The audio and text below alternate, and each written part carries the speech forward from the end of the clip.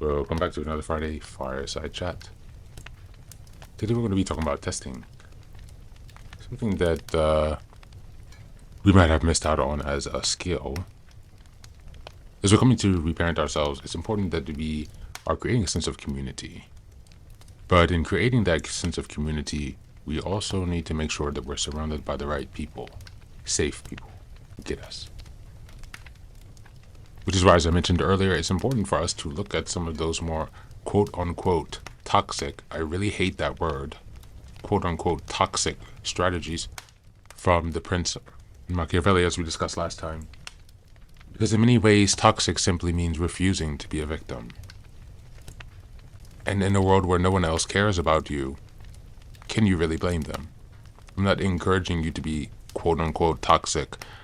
I'm encouraging you to actually look at the reality of life and to stay outside of these preconditioned, programmed faulty beliefs that we have that keep us stuck in this dependent position,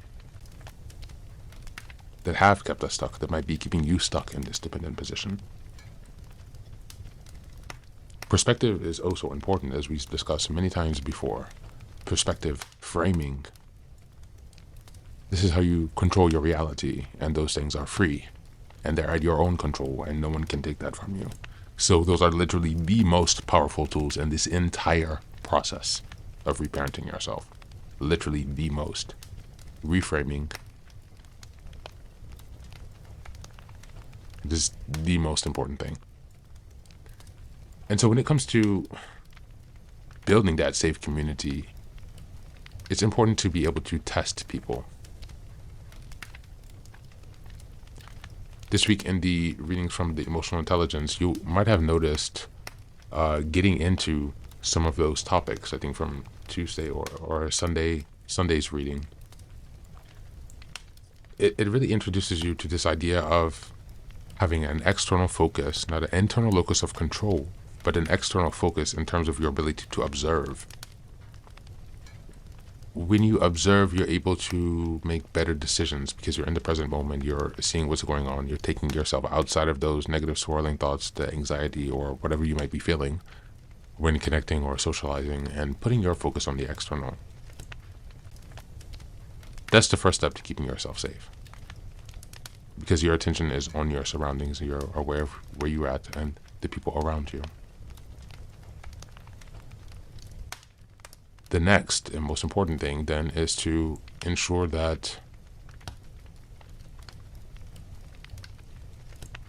you do not lose that attention and that you do not allow the external to really penetrate your emotions or your thought. You have to maintain a clear perspective of what's going on outside. With that information, you will have tips about your reality. You're shaping your external environment, your environmental circumstances and situation. In terms of social dynamics, emotions, people's perspectives, if you're an HSP, you might be getting this information, but too much, it might be overwhelming you. So you have to learn how to tweak this as you go. But it's important then, with this information and understanding of your landscape, to not stop there. You must try to test people.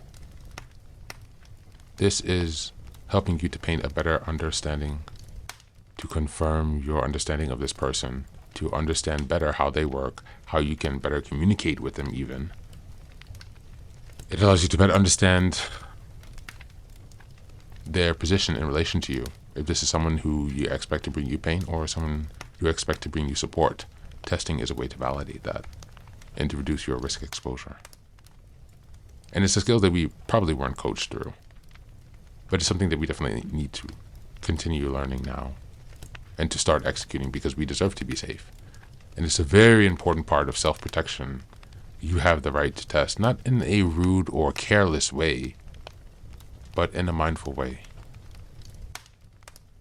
You deserve protection, you deserve to be there for yourself, and you deserve to know who in your circle is safe and who is not.